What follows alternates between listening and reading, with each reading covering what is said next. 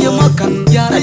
tar yar miora tar yar kaya ma chutwen kaya ma chapyo tung to agar yar tung to gar yar jayen de na win jayen goy na win goy to ma jung to ya makan yar tar miora tar yar kaya ma chutwen kaya ma chapyo tung to agar yar tung to gar yar jayen de na win jayen goy na win goy to ma jung to ya makan yar miora tar yar kaya ma chutwen kaya ma chapyo role model jatin no kir gorjin yelu wa jambane wala maramanga rabinyan patwela jura rangaja yan nya pyen bana yi keken ga yana jongle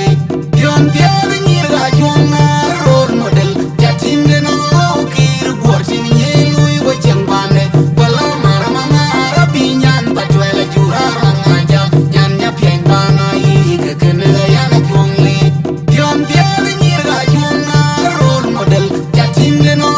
kir gorjin yelu wa jambane wala maramanga rabinyan patwela jura rangaja yan nya pyen bana yi keken ga yana jongle en yar pir un jola jona ra jon sukun twen le tinyar yam mangi pinamban leide un jola jon mangi du chini jara we ba en yar cheng un jola jona ra jonum ni twen le tinyar yam mangi pinamban leide un jola jon mangi du chini jara we ba en yar pir un jola jona ra jon sukun twen le tinyar yam mangi pinamban leide un jola jon mangi du chini jara una jon sukun na chede ko garil kat panna malang ngi bai uda jon mundir namdi na ud kwai kunya pin ko diang mayom uda bi on uda yolela jon na arana manche liu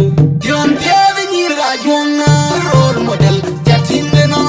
kir gorjin yelu wa jambande wala maramanga rabinyan patwela jura rangaja yan nya pyen bana yi keken ga yana jongle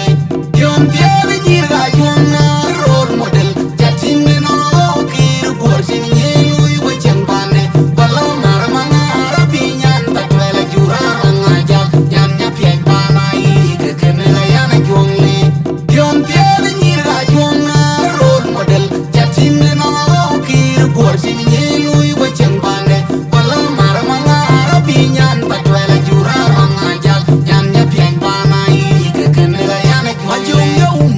ajong ya tung to agar ya jayen de na win jayen goy na win goy to ma jung to ayam ya makan yar miora tar yar kaya ma chutwen kaya ma chapyo tung to agar ya jayen de na win goy to ma jung to ayam ya makan yar miora tar yar kaya ma chutwen kaya ma chapyo